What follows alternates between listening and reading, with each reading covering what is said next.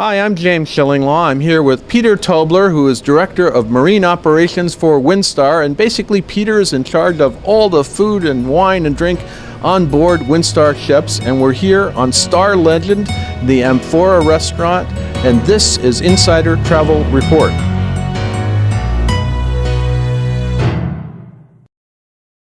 Peter, we wanted to talk a little bit about what goes into a Windstar cuisine here today, and also in the future what you think is going to happen with it. First of all, what's the concept in Windstar? Because it's a very different cuisine than it was maybe years in the past, right? Windstar has always been known for fine cuisine and fine food and good service, quality hospitality, and so on and so on.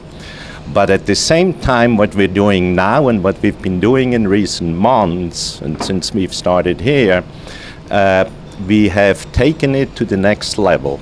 So we've upgraded the menu cycle. We're leaning a little bit more towards simplicity. We're adding more variety. We're looking into trends, reflecting on today's and tomorrow's times, and so on. And we're very focused, obviously, on our partnership with the James Beard Foundation. And that is a big partnership. All of your menus have a few number of items that are James Beard items, right? That's correct. And as a matter of fact, all the dishes that are reflected in the menu, which is averaging about 2 to 3 on a daily basis, are from chefs that we featured on Windstar ships. Okay. Now, the thing is, you have this main restaurant, which is wonderful, and you can seat the whole ship's complement here, but you also have another one, too, Candles, right? Candles is an eclectic modern steakhouse, and as a matter of fact, one of our goals this year is to take it to the next level, featuring prime cuts, taking even the level of service and expectation beyond that. And then the other thing is you do have special nights, too. We had a very special night last night, in fact, which was a barbecue on board, right? That has been a feature on any of our ships for years already as such, dining under the stars. And while we're focusing in on local cuisine, very authentic local cuisine to a large degree during that event, and as a matter of fact on a daily basis as well, we're also having, like we did yesterday, we went to the local market, we bought some langostinos, fair amount of that, and became the attraction of the night, besides the paella and all the other local food. And the roast pig, right? And the roast pig, obviously. Can't miss that one, the cochon de lait. Yeah. So it was a marvelous meal, but every night we have had a marvelous meal. And I thought what we do now, Peter, is if you could give us a tour of the galley, it'd be great, and explain a little bit on each station what we're doing, okay? Let's go straight in and take you to the heart of the ship. Right behind us is the garde-manger, or the cold pantry. Okay. And just to say a few words about the ship's kitchen, and particularly the kitchen we're in ourselves, is state-of-the-art, is not any different than any boutique hotel or any quality hotel, 5-star, in any form or fashion. So we're structured, set up in the same way. Okay, so this is where you prepare all your salads and fruits and things like that, right? Cold appetizers, salads, pâtés, terrines, the caviar comes out of this. Caviar is pretty good. I don't know. You don't want to think of that in the cold part, but you're right. It should be. All right. Well, let's move on to the next stage. Okay. All right. So here we are in front of the bakery, which is actually my favorite part. And you guys have some wonderful breads. I've actually some of the best bread I've had on a cruise ship, or anywhere for that matter. Talk a little bit about what's prepared here, if you could, Peter. We bake in 3 cycles.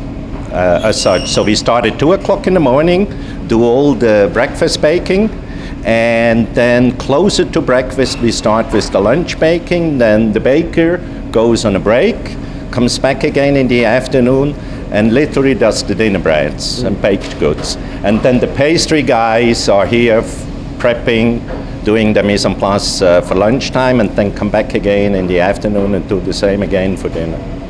That's fantastic, and again, it is one of my favorite parts of the ship, and you got marvelous breads and marvelous pastries. And let's go on to the next station. So Peter, now where are we? We're in the hot area, actually where they make things, right? All of the hot dishes, right? We're in the hot section, so that's where all the hot stuff comes out, from hot appetizers to the fish course, to the soups, vegetables, the main proteins, the stars of the plate, and so on. And this is also where you do your James. Oh, we got something going on back there. This is where you do your James Beard selections too, right? That's right. James Beard, we're featuring hot items, obviously, which come out of the entree section, main course section, but we also have cold ones, and we have desserts too, soups and salads. So it's a wide variety of dishes, featuring on an average basis about 3 dishes a night. And are they all made to order pretty much?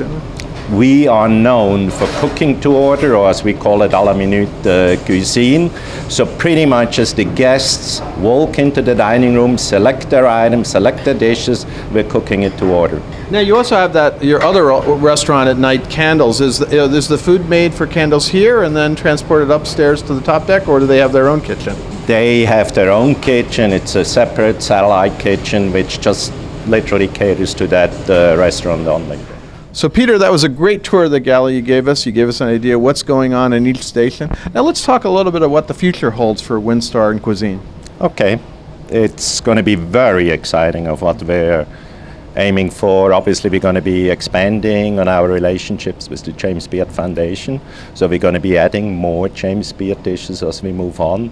We're now at the phase of expanding our 7-day menu plan into a 14-day and beyond menu plan. Especially when you have a 14-day cruise, it's good, right? You have to, just to avoid any repetitions and so on, and have a better balance and so on. But at the same time, we're looking at regionalizing the menu plan. So our goal for this year is to work on the Mediterranean, work on Alaska, work on the Caribbean and Asia. Well, that sounds great. Well, we're looking forward to more cuisine from Windstar. It's really been a great experience on this cruise, and thanks very much for giving us the tour. Thank you for inviting me. I'm James Shillinglaw, and this is Insider Travel Report.